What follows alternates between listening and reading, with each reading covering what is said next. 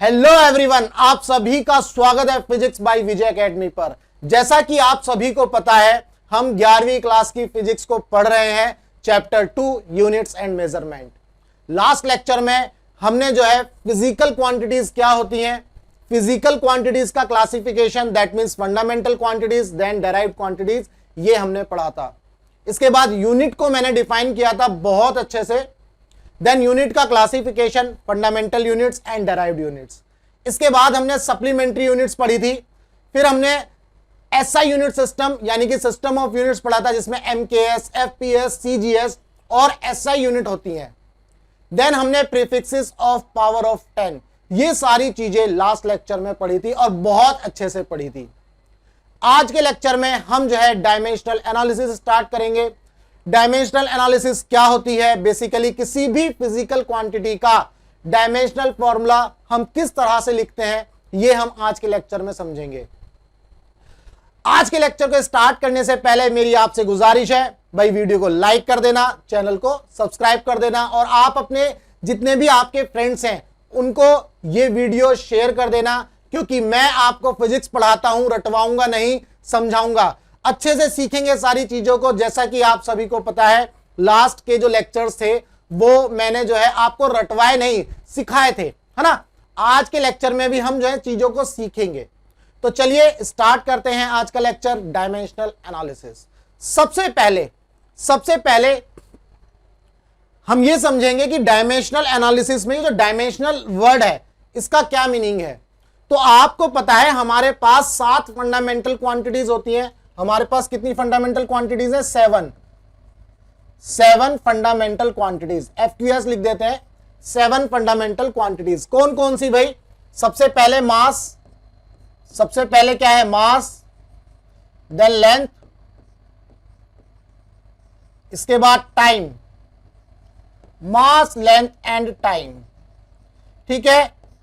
4 electric current लिख लेते हैं, इलेक्ट्रिक करंट।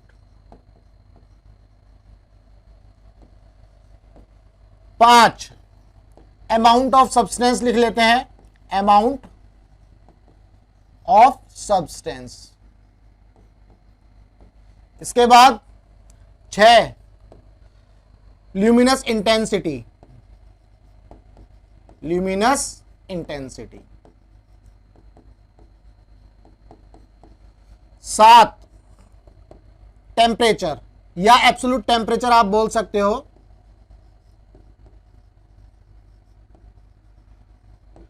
तो बेसिकली जो डायमेंशनल एनालिसिस होती है, डायमेंशनल एनालिसिस में जब भी हम किसी भी फिजिकल क्वांटिटीज का डायमेंशनल फॉर्मूला लिखेंगे तो वो फंडामेंटल क्वांटिटीज के टर्म्स में लिखेंगे। जितनी भी फंडामेंटल क्वांटिटीज हैं उन फंडामेंटल क्वांटिटीज के टर्म्स में ही हम डायमेंशनल फॉर्मूला लिखेंगे। कैसे? देखो, अगर मैं इनके डायमेंशनल फॉर्मूले की बात करता हूं, मास का डायमेंशनल फॉर्मूला आपको कैसे लिखना है भाई? स्क्वायर ब्रैकेट लगाना और capital M, this is the dimensional formula for mass. Length का डायमेंशनल फॉर्मूला कैसे लिखना है? स्क्वायर ब्रैकेट लगाएंगे और एल, कैपिटल एल, ठीक है। टाइम का डायमेंशनल फॉर्मूला कैसे लिखेंगे? ये हो गया time, capital T. Electric current का अलग अलग बुक में अलग अलग तरह से लिखा रहता है, कैपिटल ए से भी लिखा रहता है, कहीं कहीं कैपिटल आई से भी लिखा रहता है, ठीक है। किसी भी तरह से आप देख सकते हो। मैं इसको थोड़ा और करेक्ट कर देता हूं, कंफ्यूजन ना हो ताकि। और इट डिपेंड्स भाई, बुक्स के हिसाब से कभी किसी बुक में कैपिटल ए कैपिटल आई लिखा होगा। अमाउंट ऑफ सब्सटेंस, इसकी यूनिट क्या होती है? मोल, इसकी यूनिट मोल होती है, तो स्मॉल MOL इस तरह से लिखा होगा। ल्यूमिनस इंटेंसिटी का कैंडेला होती है यूनिट, तो CD। टेम्परेचर, टेम्परेचर हम केल्विन से डिनोट करते हैं, तो कैपिटल K। बाकी किसी और बुक में आप इसको थीटा के टर्म्स में भी देख सकते हो, इसको थीटा के टर्म्स में भी देख सकते हो। इंजीनियरिंग की बहुत बुक्स हैं जिसमें थीटा के टर्म्स में भी ये लिखा रहता है। उम्मीद करता हूं आपको अगर ये 7 फंडामेंटल क्वांटिटीज है और इनका डायमेंशनल फॉर्मूला किस तरह से लिखा जाता है ये आपको पता चल गया। अब बेसिकली डायमेंशनल एनालिसिस में तो भाई हमारे पास जो है सिर्फ फंडामेंटल क्वांटिटीज थोड़ी ना है हमारे पास, सिर्फ फंडामेंटल क्वांटिटीज थोड़ी ना है हमारे पास, जो है डेराइव्ड क्वांटिटीज भी है, हमारे पास डेराइव्ड फिजिकल क्वांटिटीज भी है। तो बेसिकली जितनी भी डेराइव्ड फिजिकल क्वांटिटीज हैं, जितनी भी डेराइव्ड क्वांटिटीज हैं या डेराइव्ड फिजिकल क्वांटिटीज हैं, उन सभी क्वांटिटी का अगर डायमेंशनल फॉर्मूला लिखना है तो वो इन 7 के टर्म्स में लिखना है। इन 7 फंडामेंटल क्वांटिटीज के जो डायमेंशनल फॉर्मूले हैं इनके टर्म्स में लिखना है। तो सबसे पहले बात करते हैं डायमेंशनल फॉर्मूले की। सबसे पहले क्या बात करेंगे? डायमेंशनल फॉर्मूला, है ना। मैं यहां लिख देता हूं, इसकी डेफिनेशन की कोई जरूरत नहीं है, बस आपको समझना है। डायमेंशनल फॉर्मूला, डायमेंशनल फॉर्मूला, ठीक है भाई। तो सबसे पहले डायमेंशनल फॉर्मूला की बात करते हैं, बस यहीं पर ही आराम से समझ लेंगे। फॉर एग्जांपल, मैं एक एग्जांपल ले लेता हूं, मान लो एरिया, एरिया का एग्जांपल लेते हैं। ये डेराइव्ड क्वांटिटीज के लिए है। मान लो ये L है, ये B है, हमें इसका एरिया निकालना है। तो एरिया क्या होगा? L into B। तो बेसिकली ये जो L है ये क्या है? ये L जो है फंडामेंटल क्वांटिटी है, तो इसका डायमेंशनल फॉर्मूला लिखते वक्त हम ये यूज करेंगे, स्क्वायर ब्रैकेट लगाएंगे, कैपिटल L। ब्रैकेट क्या है? ये भी एक तरह की लेंथ है, तो कैपिटल L। दैट मीन्स ये हो गया L स्क्वायर। एरिया का डायमेंशनल फॉर्मूला क्या हो गया? L square. अगर इसको और MLT की टर्म्स में लिखें, M0 L स्क्वायर T की पावर 0। अब इसका क्या मतलब है? आप अपनी बुक में इस फॉर्म में बहुत देखोगे। इसका यह मतलब है कि हम जो है अभी जब तक मैकेनिक्स पढ़ेंगे, ग्रेविटेशन वगैरह सारी चीजें पढ़ेंगे, तब तक जो है जितनी भी फिजिकल क्वांटिटी हम पढ़ेंगे उन सभी को हम किसके टर्म्स में पढ़ेंगे? मास, लेंथ और टाइम के टर्म्स में। ठीक है। आप एरिया का डायमेंशनल फॉर्मूला L स्क्वायर भी लिख सकते हैं, M0 L की पावर 2 T की पावर 0 भी लिख सकते हैं आप। अब यहां देखो, मैंने बाकी क्यों नहीं लिखा? बाकी लिखता तो ये जो है फॉर्मूला जो है बड़ा हो जाता। समझ गए? तो हम जो है मैकेनिक्स के एंगल से देखें, हम फिजिक्स के अंदर मैकेनिक्स पढ़ रहे हैं, पहले मैकेनिक्स के एंगल से देखें तो हम मास, लेंथ और टाइम में बहुत ज्यादा डील करेंगे। क्लियर है? और electric current, amount of substance आप केमिस्ट्री में पढ़ोगे, इलेक्ट्रिक करंट आप 12th में पढ़ोगे, ल्यूमिनस इंटेंसिटी भी 12th में पढ़ोगे, टेम्परेचर आप जब थर्मोडायनामिक्स पढ़ोगे वहां पढ़ेंगे। क्लियर है? तो इसीलिए किसी भी फिजिकल क्वांटिटी को जब हम किसके टर्म्स में लिखते हैं? फंडामेंटल क्वांटिटीज के डायमेंशनल फॉर्मूले के टर्म्स में लिखते हैं। तो वो डायमेंशनल फॉर्मूला किसका बनेगा? डेराइव्ड फिजिकल क्वांटिटी का या डेराइव्ड क्वांटिटीज का। डेराइव्ड क्वांटिटीज का डायमेंशनल फॉर्मूला लिखने के लिए हमें किसकी मदद लेनी है? फंडामेंटल क्वांटिटीज के डायमेंशनल फॉर्मूले की। हम जो है सिर्फ और सिर्फ अभी मास, लेंथ और टाइम के टर्म्स में ही पढ़ेंगे। क्या ये बात क्लियर है? This is the dimensional formula. अब ये तो हो गया भाई डायमेंशनल फॉर्मूला। अगर हम एक और टर्म की बात करें, ये जैसे हमने इसका एरिया निकाला था, इस तरह से हम जो है डायमेंशनल फॉर्मूला लिखते हैं। यहां पर आ गया एरिया आपका। अब दूसरी टर्म होती है डायमेंशनल इक्वेशन। दूसरी टर्म क्या होती है? Dimensional equation. डायमेंशनल इक्वेशन, इनकी डेफिनेशन नहीं आती है, बस आपको समझना है। जब डायमेंशनल फॉर्मूले की बात करूंगा तो इस तरह से लिखना है, area is equal to this, speed is equal to, आप इस तरह से लिखोगे।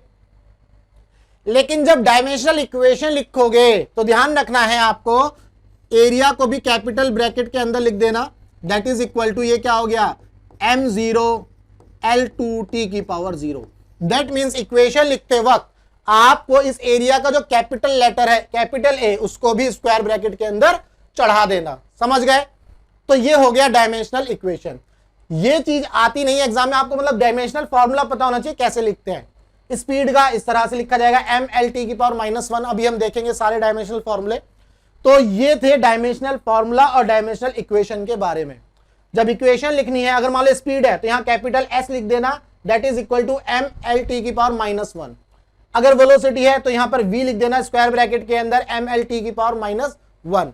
अगर फोर्स है तो फोर्स लिख देना इज इक्वल टू MLT -2। अभी हम सारी चीजें देखेंगे एक एक करके। क्या ये बात क्लियर है? डायमेंशनल इक्वेशन किस तरह से लिखनी है और डायमेंशनल फॉर्मूला हमें किस तरह से लिखना है। चलिए आगे बढ़ते हैं।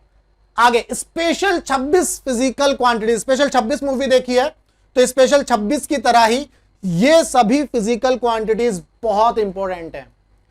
ये सभी फिजिकल क्वांटिटीज इतनी इंपॉर्टेंट है कि ये सभी एग्जाम में आती है, चाहे वो IIT JEE का एग्जाम हो, चाहे वो नीट का हो, चाहे CBSE का हो, या कोई भी स्टेट का एग्जाम हो।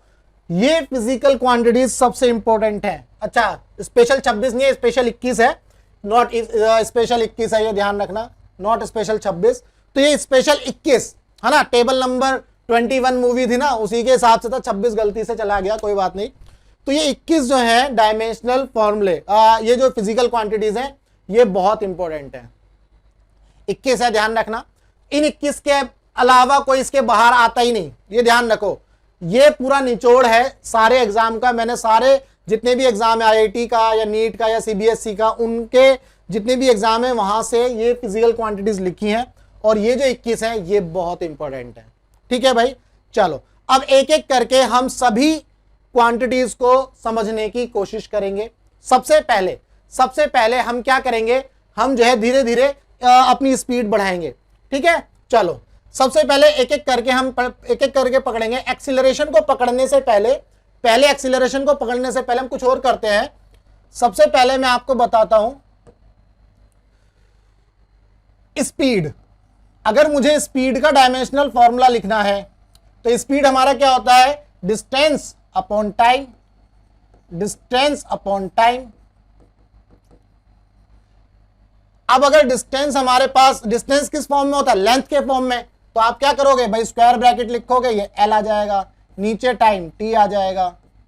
तो क्या हम इसको इस तरह से लिख सकते हैं m0, क्योंकि किसी की पावर 0 होती है तो 1 होता है, m0 L की पावर 1 और T की पावर -1, क्योंकि ये T ऊपर पहुंच गया। ये हो गया भाई स्पीड। अगर मैं वेलोसिटी की बात करूं,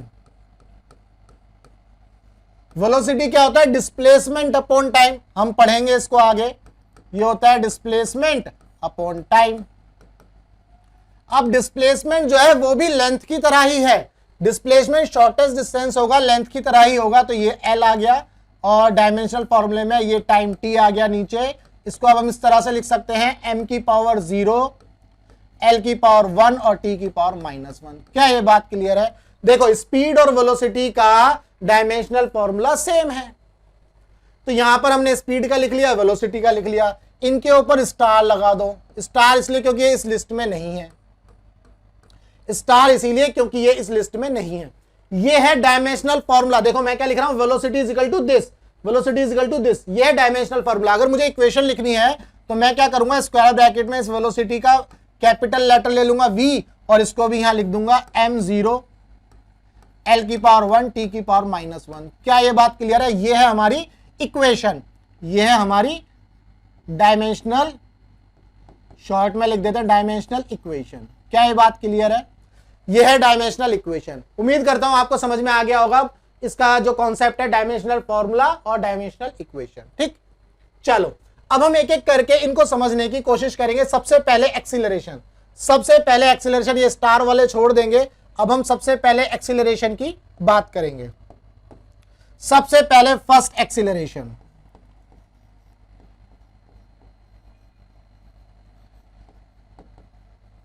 एक्सीलरेशन क्या होता है, आपने 9th क्लास में पढ़ा होगा साइंस के अंदर। एक्सीलरेशन क्या होता है, चेंज इन वेलोसिटी अपॉन में टाइम। एक्सीलरेशन क्या होता है, चेंज इन वेलोसिटी, यानी कि final velocity minus initial velocity upon में change in time T final minus T initial. आपने पढ़ा होगा इस तरह से, या आप ऐसे भी पढ़ लेते हो वेलोसिटी अपॉन में टाइम। सिंपली आप ऐसे भी पढ़ लेते हो वेलोसिटी अपॉन में टाइम। इसका मतलब ये है, सिंपली अभी मैं सिंपल टर्म में बता रहा हूं, अभी इसका मीनिंग नहीं बता रहा हूं एक्सीलरेशन का, जस्ट फॉर्मूला बता रहा हूं। It is change in velocity upon में time, change in velocity upon में टाइम। इसका मतलब इन दोनों को आप माइनस करोगे तो वेलोसिटी मिलेगा, इन दोनों को माइनस करोगे तो टाइम ही मिलेगा, तो वेलोसिटी अपॉन टाइम इस तरह से लिख लिया। अब वेलोसिटी का डायमेंशनल फॉर्मूला क्या होता है भाई, वेलोसिटी का डायमेंशनल फॉर्मूला हमने अभी देखा है, ये आया हमारे पास m0 L T की पावर -1, और नीचे टाइम है ये हमारे पास, ये आ गया कैपिटल T। अब ये वाला टी ऊपर पहुंच जाएगा इधर, तो क्या हो जाएगा m0 l की पावर 1 t की पावर -2। क्या ये बात क्लियर है? ये हो गया डायमेंशनल फॉर्मूला किसके लिए? एक्सीलरेशन के लिए। बहुत बढ़िया। दूसरा क्या है भाई? फोर्स। देखो हमने एक्सीलरेशन कर लिया, अब हम फोर्स की बात कर रहे हैं। फोर्स क्या होता है? आपने ये भी 9th क्लास में पढ़ा है। फोर्स होता है हमारा मास इंटू एक्सीलरेशन।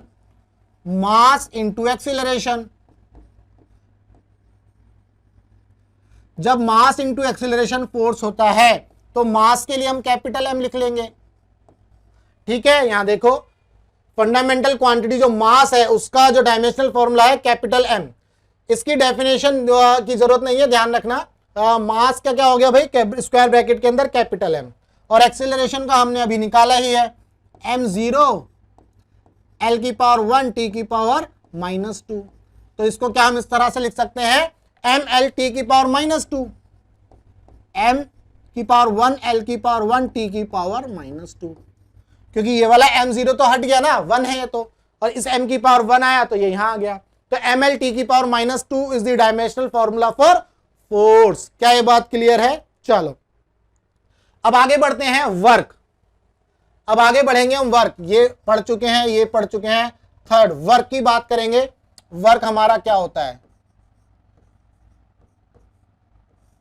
वर्क हमारा क्या होगा? Force into displacement. अभी हम सिर्फ इतना ही समझेंगे, वर्क क्या होगा? Force into displacement. बाकी की कहानी जब चैप्टर पढ़ेंगे तब आएगी। अभी हम सिर्फ इतना पढ़ेंगे, इसका फॉर्मूला क्या होगा? Force into displacement. तो फोर्स का डायमेंशनल फॉर्मूला हमने अभी देखा ही था, ml t की पावर -2, ml t की पावर -2, और डिस्प्लेसमेंट क्या है? लेंथ है, तो इस तरह से हम लिख लेंगे। देखो ml t की पावर -2। फोर्स का तो आप जो है बहुत अच्छे से याद करो, ml t की power -2, ml t -2, ml t -2 जो है फोर्स का डायमेंशनल फॉर्मूला हो गया। इसके बाद आप क्या लिखोगे? इसका डायमेंशनल फॉर्मूला m, ये l इसकी पावर 2 हो जाएगी, और t की पावर -2। क्या ये बात क्लियर है? This is the dimensional formula for work. अब आगे बात करते हैं फोर्थ, टॉर्क की। आगे बात करेंगे हम किसकी? टॉर्क की। अब टॉर्क क्या होता है? टॉर्क भी हम जो है रोटेशनल मोशन पढ़ेंगे, वहां पर अच्छे से समझेंगे। बस इसका फॉर्मूला अभी आप याद रखो। टॉर्क होता है force multiplied by perpendicular distance. अब चाहे परपेंडिकुलर डिस्टेंस या हॉरिजॉन्टल डिस्टेंस, तो डिस्टेंस है। Force multiplied by perpendicular distance. अभी हम टॉर्क को ऐसे ही समझेंगे, वैसे जब इसको रोटेशनल मोशन में बहुत अच्छे से समझेंगे वेक्टर फॉर्म में। तो फोर्स का डायमेंशनल फॉर्मूला हमने अभी निकाला ही था, ml t की पावर -2, और परपेंडिकुलर डिस्टेंस का ये l। तो अब देखो ml² t की पावर -2। अब यहां पर आपके सामने एक सवाल रखता हूं। अब आप देखो, एक सवाल आपके सामने रखता हूं। सवाल क्या है? सवाल क्या है? देखो वर्क और टॉर्क का डायमेंशनल फॉर्मूला सेम है। वर्क और टॉर्क का डायमेंशनल फॉर्मूला क्या है? सेम। वर्क और टॉर्क का डायमेंशनल फॉर्मूला क्या है? सेम। बट इनका जो मीनिंग है वो डिफरेंट है। बट इनका जो मीनिंग है वो क्या है? डिफरेंट। इनका मीनिंग क्या है? डिफरेंट। मीनिंग क्या है इनका? डिफरेंट। इनका मीनिंग क्या है? डिफरेंट। ये ध्यान रखना, इनका मीनिंग है डिफरेंट। दैट मीन्स इसका मतलब ये है कि दो फिजिकल क्वांटिटीज का जो डायमेंशनल फॉर्मूला है वो सेम हो सकता है, लेकिन उनका मीनिंग जो है अलग अलग होगा। क्या ये बात क्लियर है?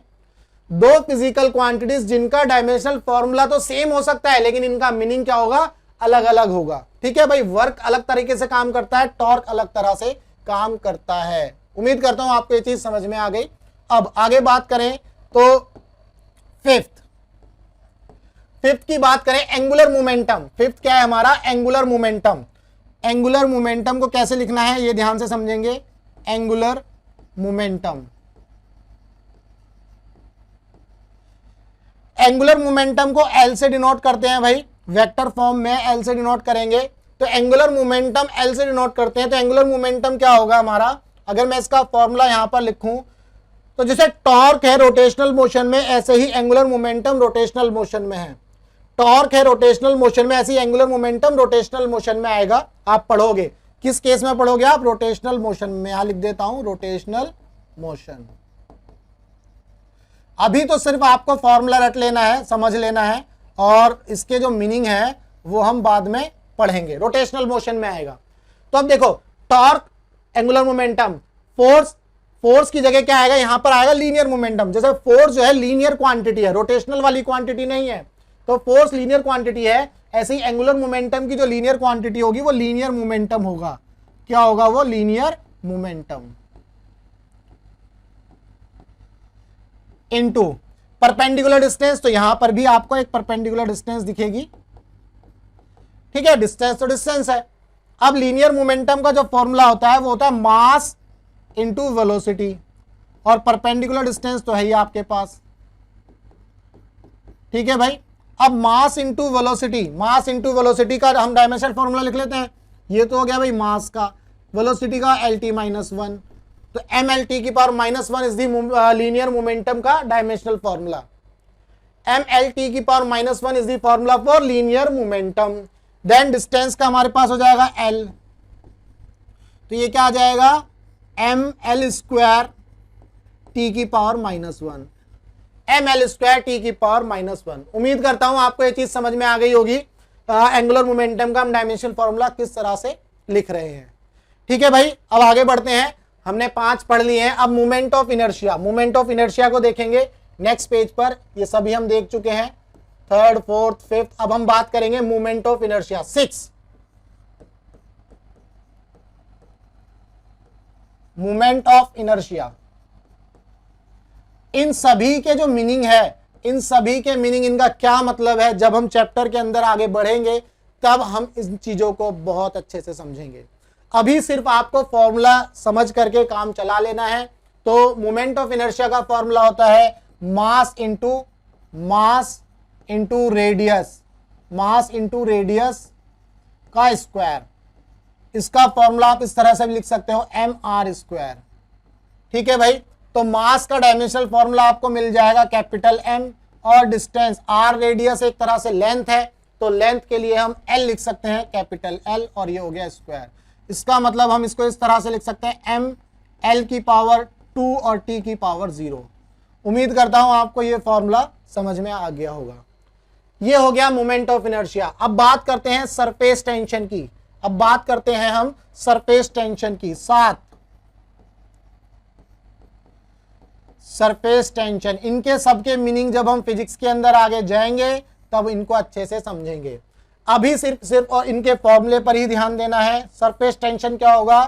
Force per unit length. ये सरफेस टेंशन का फॉर्मूला है, फोर्स पर यूनिट लेंथ। अगर मैं फोर्स की बात करूं तो इसका डायमेंशनल फॉर्मूला हमें पता ही था, MLT की पावर माइनस 2। फोर्स का तो आपको याद कर लेना है, रट लेना है। लेंथ का हो गया L, तो इसका मतलब ये क्या हो गया?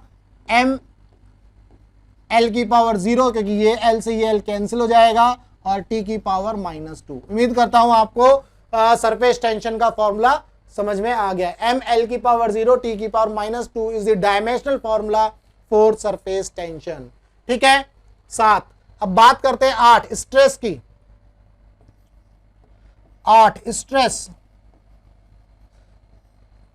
स्ट्रेस क्या होगा? स्ट्रेस होता है हमारा, अभी तो हम इसका मीनिंग की बात नहीं करेंगे, आप इसको इस तरह से पढ़ोगे, इंटरनल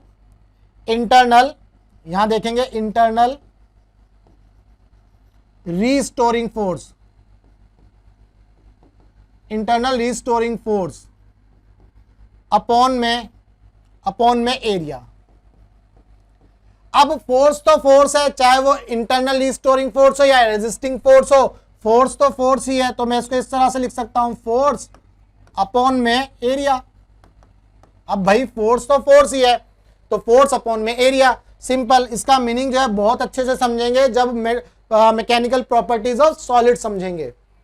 तो यहां से हम फोर्स का डायमेंशनल फॉर्मूला लिख सकते हैं, ML की पावर MLT की पावर माइनस 2, MLT की पावर माइनस 2, और ये नीचे आ गया एरिया, एरिया का होता है L स्क्वायर। अब यहां से एक L से एक L उड़ जाएगा, ये L ऊपर पहुंच जाएगा, तो m l की पावर -1 और t की पावर -2। उम्मीद करता हूं आपको ये सारी चीजें समझ में आ रही हैं। बहुत ही आराम से, बहुत ही इत्मीनान से आपको ये चीजें समझनी है। तो स्ट्रेस क्या हो गया, इंटरनल रीस्टोरिंग फोर्स अपॉन में एरिया, यानी कि फोर्स अपॉन में एरिया। तो फोर्स अपॉन में एरिया, फोर्स का हमने लिखा है mlt -2 और नीचे एरिया का l स्क्वायर, ml की पावर -1 t की पावर -2 हमारे पास डायमेंशनल फॉर्मूला आ गया स्ट्रेस का। ठीक है भाई।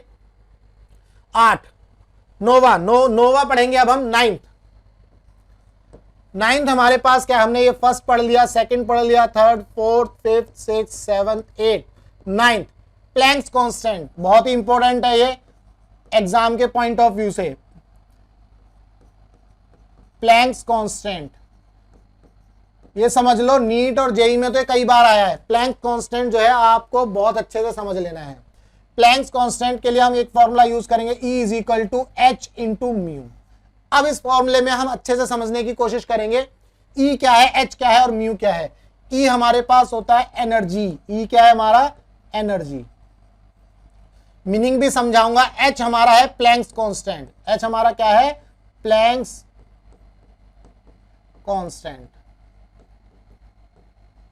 ठीक है भाई। और म्यू क्या है हमारा, फ्रीक्वेंसी। म्यू क्या है हमारा, फ्रीक्वेंसी।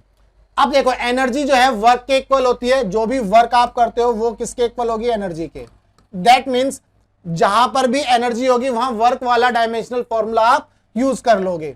एनर्जी जो है किसके इक्वल होगी, वर्क के। Kinetic energy, potential energy, heat energy, ये जितनी भी एनर्जी होंगी इन सभी का डायमेंशनल फॉर्मूला जो वर्क का था वही आप यूज कर लोगे।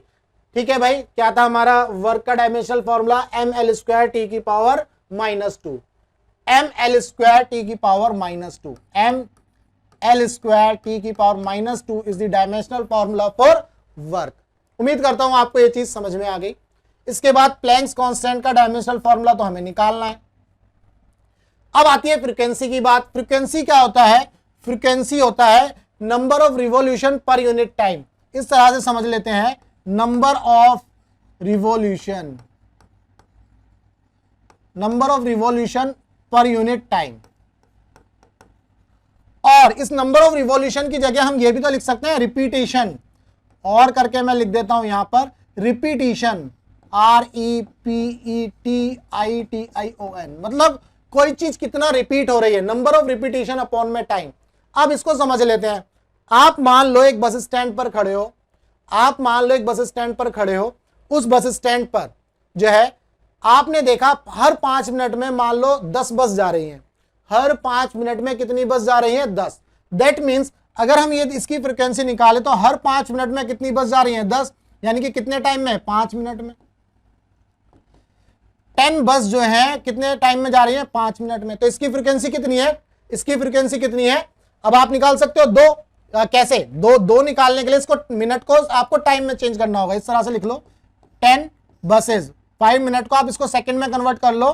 कितना, 1 मिनट में कितने सेकंड होते, 60, तो 5 × 60, 5 × 60, इसका मतलब 5 दूनी 10 और ये आ गया 30। इसका मतलब 1/30 बसें जो हैं 1 सेकंड में जा रही हैं। ये बस आ गई और ये सेकंड आ गया। इसका मतलब यही हुआ कि 1/30 बसेस 1 सेकंड में जा रही हैं। और अच्छे से समझने की कोशिश करते हैं। मुझे पता है, उम्मीद कर रहा हूं ये आपको नहीं समझ में आया होगा, मतलब इस तरह से 1/30 ये क्या आ गया। ठीक है, अब ऐसा समझ लेते हैं, मान लो 1 सेकंड में 2 बस जा रही हैं, 1 सेकंड में 2 बस जा रही हैं, 1 सेकंड में 2 बस जा रही हैं, ये आ गया 1 सेकंड। तो फ्रीक्वेंसी कितनी हो गई भाई, 2। इसकी फ्रीक्वेंसी कितनी हो गई, 2। क्या ये बात क्लियर है। 1 सेकंड में 5 बस जा रही हैं तो फ्रीक्वेंसी कितनी हो गई, 5। 1 सेकंड में 3 बस जा रहे हैं तो फ्रीक्वेंसी कितनी हो गई, 3। ये फ्रीक्वेंसी को हम इस तरह से समझ सकते हैं, ये रिपीटेशन। अब बात करते हैं नंबर ऑफ रिवॉल्यूशन की। मान लो नंबर ऑफ रिवॉल्यूशन में बात करें तो इस तरह से हम मान लेते हैं भाई, मान लो यहां पर एक पत्थर बंधा हुआ है और ये पत्थर जो है सर्कल में घूम रहा है। ठीक है, अब इस पत्थर को अपना पूरा एक चक्कर, मान लो एक चक्कर ये मान लो 1 सेकंड में लगा लेता है, तो 1 सेकंड में लगाया तो इसकी फ्रीक्वेंसी कितनी हो गई, 1। अगर इस पत्थर ने 5 चक्कर लगाए 1 सेकंड में, यानी कि 5 राउंड लगाए कितने टाइम में, 1 सेकंड में। तो कितने इसकी फ्रीक्वेंसी कितनी हो गई 5/1, यानी कि फ्रीक्वेंसी कितनी हो गई 5, यानी कि 1 सेकंड में ये 5 बार घूम जाएगा। 1 सेकंड में ये 5 बार घूम जाएगा। अगर ये पत्थर जो है 1 सेकंड में मान लो 2 बार घूम रहा है तो 2 बार घूम जाएगा, तो फ्रीक्वेंसी कितनी हो गई 2 पर सेकंड, नंबर ऑफ रिवॉल्यूशन पर सेकंड। ठीक है, अब अगर मैं बोलता हूं 1 मिनट में बताओ, मान लो 1 मिनट में ये 60 बार घूम जाता है, 1 मिनट में ये 60 बार घूम जाता है, तो यहां पर लिख लेते हैं हम, मान लो दूसरे तरीके से मैं पुट करता हूं, इसमें 60 राउंड हुए कितने मिनट में, 1 मिनट में। 60 राउंड कितने मिनट में, 1 मिनट में। तो अगर इसकी फ्रीक्वेंसी निकालोगे तो क्या होगा 60 राउंड अपॉन में 1 मिनट, 1 मिनट यानी कि 1 मिनट में कितने सेकंड होते हैं 60, तो ये कैंसिल हो गया, ये भी कैंसिल, तो यानी कि 1, यानी कि 1 सेकंड में ये 1 चक्कर लगा रहा है। इस तरह से आप इसको समझ सकते हो। क्लियर है, तो ये है फ्रीक्वेंसी। अब फ्रीक्वेंसी का जो फॉर्मूला है, अगर हम इसको सिंपल टर्म में समझें तो टी टाइम में कितने चक्कर लगाए 1। अगर मैं इसका और सिंपल फॉर्मूला बनाऊं, मान लो एक चक्कर कितने टाइम में लगा रहा है, टी टाइम में, तो ये फ्रीक्वेंसी का फॉर्मूला बन जाएगा। इसने 1 चक्कर लगाया कितने टाइम में, टी टाइम में। कोई भी एक चीज, कोई भी 1 रिपीटिशन हो रहा है कितने टाइम में, टी टाइम में। उम्मीद करता हूं आपको ये चीज समझ में आ गई। आप बस का एग्जांपल ले सकते हैं, इसका एग्जांपल ले सकते हैं, इन सभी चीजों से आप समझ सकते हैं। अब जो है हमें एच का डायमेंशनल फॉर्मूला लिखना है, तो एच का हमारे पास डायमेंशनल फॉर्मूला क्या हो जाएगा, h is equal to E by mu लिख सकते हैं हम। एनर्जी का डायमेंशनल फॉर्मूला हमने लिखा ही है, क्या था, एम एल स्क्वायर टी की power -2, M L square T की पावर -2 अपॉन में स्क्वायर ब्रैकेट जरूर लगाना है, बिना स्क्वायर ब्रैकेट के गड़बड़ हो जाएगा। फ्रीक्वेंसी का डायमेंशनल फॉर्मूला भी देखो मैंने बताया 1/t। नंबर ऑफ रिवॉल्यूशन है तो नंबर से नंबर्स का कोई डायमेंशनल फॉर्मूला नहीं, अपॉन में टाइम, मैंने ले लिया 1/t, तो ये आ जाएगा 1 स्क्वायर ब्रैकेट के अंदर लिख देंगे t। अब ये t ऊपर पहुंच जाएगा तो कितना हो जाएगा, एम एल स्क्वायर टी की पावर -1। उम्मीद करता हूं आपको ये चीज समझ में आ गई। भाई ये t की पावर जब ऊपर जाएगी तो यहां पर t की पावर -2 है और एक t की पावर 1 प्लस पहुंच जाएगी, तो ये एक t इससे कैंसिल हो जाएगा, तो t की पावर -1 बच जाएगा। तो ये आ गया प्लैंक्स कांस्टेंट का डायमेंशनल फॉर्मूला। क्या ये बात क्लियर है? तो अब हमने जो है इन सभी का डायमेंशनल फॉर्मूला देख लिया है, यहां तक ये हमने डन कर दिया है। ठीक है भाई, अब हम आगे बात करते हैं किसकी, आगे बात करते हैं universal gravitational constant. Very very important, very very important. आपके 11th क्लास में तो ये इतना इंपॉर्टेंट है कि आपको आएगा ही आएगा, ये समझ लो, आपको आएगा ही आएगा। एनर्जी, ग्रेविटेशनल कांस्टेंट, प्लैंक्स कांस्टेंट, ये 3 इतने इंपॉर्टेंट हैं, बहुत इंपॉर्टेंट, समझ लो आ गया आपके एग्जाम में। ये भी इंपॉर्टेंट है, वेरी वेरी इंपॉर्टेंट, मैं लिख देता हूं। एनर्जी, प्लैंक्स कांस्टेंट और ग्रेविटेशनल कांस्टेंट बहुत इंपॉर्टेंट है, आपको अच्छे से समझना है। चलो भाई 10 नंबर की बात करेंगे अब हम, ये 10 नंबर की बात करेंगे। ये सवाल जो है 10 रुपए के लिए नहीं है, 10 करोड़ के लिए है। Universal gravitational constant, Newton's law of gravitation आपने पढ़ा होगा, Newton's law of gravitation, Newton's law of gravitation आपने पढ़ा होगा 9th क्लास में, तो हम उसी फॉर्मूले को यूज कर लेंगे। तो न्यूटन्स लॉ ऑफ ग्रेविटेशन क्या कहता है, F is equal to m1 m2, m1 m2, अच्छा ऐसे लिख लेते हैं, F is equal to G into m1 m2 upon में r स्क्वायर। तो यहां से ये फॉर्मूला क्या है, न्यूटन्स लॉ ऑफ ग्रेविटेशन का फॉर्मूला है। m1 m2 क्या है, मास है। m1 m2 क्या है, दो ऑब्जेक्ट हैं जिनका क्या है, ये मास, ये क्या है, मास। r जो है क्या है, डिस्टेंस है। दो मास के बीच में दो ऑब्जेक्ट जिनका मास m1 m2 है उनके बीच की डिस्टेंस है r। f क्या है, फोर्स, f क्या है, फोर्स। दो ऑब्जेक्ट जिनके बीच में फोर्स लग रहा है, ये हो गया फोर्स। अब इसका अगर हम डायग्राम देखें तो इस तरह से बना लेते हैं, मान लो ये m1 है और ये मान लो m2 है। ठीक है भाई, इनके बीच में एक फोर्स लग रहा है, फोर्स ऑफ अट्रैक्शन, ये डिस्टेंस हो गई r, सेंटर से लेनी है, ध्यान रखना, सेंटर टू सेंटर चलेगी, ये हो गया f। तो ग्रेविटेशनल फोर्स यहां से हम जो है हमारे पास दिखेगा, ये भी f। ठीक है भाई, ये सारी चीजें आप पढ़ोगे न्यूटन्स लॉ ऑफ ग्रेविटेशन वाले चैप्टर में। तो यहां से हम g को उठा लेते हैं, g क्या हो जाएगा, एफ आर स्क्वायर अपॉन में m1 m2। अब यहां से इनका डायमेंशनल फॉर्मूला लिख लेंगे। f का डायमेंशनल फॉर्मूला क्या हो गया, m एल टी की पावर -2, एम एल टी की पावर -2, एम एल टी की पावर -2, एम एल टी की power -2 is the dimensional formula for force. R square यानी कि एल का स्क्वायर अपॉन में m1 m2, m1 क्या है मास, तो m1 का dimensional formula capital M, m2 क्या है वो भी मास, तो उसका भी डायमेंशनल फॉर्मूला कैपिटल M। उम्मीद करता हूं आपको ये सारी चीजें समझ में आ रही हैं। तो यहां से एक m से एक m उड़ा दो और ये वाला m भाई ऊपर पहुंच जाएगा। ये m जैसे ही ऊपर जाएगा तो आपका डायमेंशनल फॉर्मूला क्या हो जाएगा, m की पावर -1, क्योंकि ये ऊपर जाएगा तो माइनस की पावर हो जाएगी इसकी, और ये l है, ये l स्क्वायर है तो l क्यूब, m की पावर -1 और l की पावर 3 और t की पावर -2। उम्मीद करता हूं आपको ये चीज समझ में आ गई। ये m से m घट गया, ये m ऊपर पहुंच गया, m की पावर -1, ये l और ये l स्क्वायर, तो l क्यूब और t की पावर -2। ठीक है भाई, तो ये था किसका डायमेंशनल फॉर्मूला, इसका g का। बेसिकली हम न्यूटन्स लॉ ऑफ ग्रेविटेशन की बात करें तो ये g क्या है, gravitational constant, universal gravitational constant. मैं यहां लिख देता हूं, ये जो g है हमारा, ये क्या है, यूनिवर्सल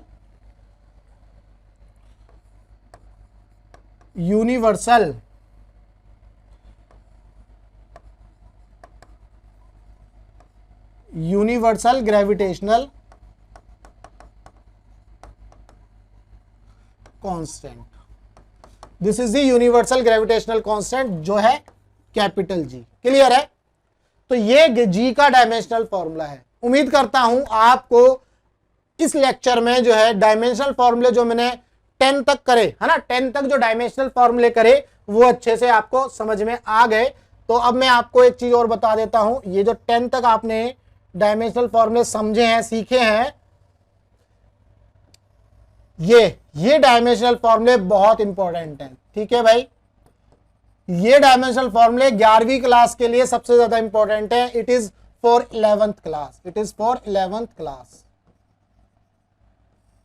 अब अगर हम बात करें किसकी, इलेक्ट्रिक करंट की, voltage, electric resistance, capacitance, magnetic field और इलेक्ट्रिकल परमिटिविटी, परमेबिलिटी, ये सारी चीजें जो हैं हम कहां पढ़ेंगे, 12th क्लास में। ये कहां पढ़ेंगे, 12th क्लास में। ये लेकिन मैंने इसलिए लिख दी है, जो बच्चे नीट और जेईई की तैयारी कर रहे हैं ये उनके लिए है, 12th क्लास में है। और Boltzmann constant, coefficient of viscosity और थर्मल कंडक्टिविटी ये 11th क्लास में ही पढ़ोगे, जब हम mechanical properties of solid, liquid और गैस करेंगे। अभी हम इसको नहीं पढ़ रहे। क्या ये बात क्लियर है? यहां पर लिख देता हूं मैं, mechanical properties of solid, liquid and gas, और क्या पढ़ेंगे, थर्मोडायनामिक्स।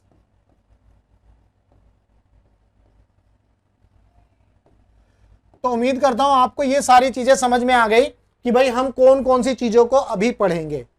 ठीक है, तो अभी आज के लेक्चर में हमने जो है इन 10 जो है इन 10 फिजिकल क्वांटिटीज का डायमेंशनल फॉर्मूला लिखना सीखा है। तो ये जो 10 है ये बहुत ही इंपॉर्टेंट है। उम्मीद करता हूं आपको ये सारी चीजें समझ में आई होंगी। अगर समझ में आ गई तो भाई वीडियो को लाइक कर देना और चैनल को सब्सक्राइब कर देना। अब हम मिलेंगे नेक्स्ट वीडियो में, जिसके अंदर हम क्या पढ़ेंगे, इसकी एप्लीकेशन। अब ये हम जो है जो डायमेंशनल फॉर्मूले हमने लिखे हैं ये 10 के, बेसिकली हम लिख क्यों रहे हैं भाई, ये भी तो समझना है। हम लिखते क्यों हैं, इनका प्रैक्टिकल एप्लीकेशन क्या है, ये तो पहली चीज। दूसरा, इसकी 3 एप्लीकेशन है, वो 3 एप्लीकेशन हम बुक के अंदर पढ़ते हैं, है ना। कोई भी फॉर्मूला ड्राइव करना, किसी फॉर्मूले को चेक करना और यूनिट का कन्वर्जन, ये 3 जो हम बुक के अंदर पढ़ते हैं। लेकिन हम इनको करते क्यों हैं, हम क्यों कर रहे हैं ये डायमेंशनल एनालिसिस, हम जो है इस चीज को समझने के लिए आपको मेरे साथ नेक्स्ट लेक्चर में मिलना होगा और नेक्स्ट लेक्चर में हम आगे की बात करेंगे।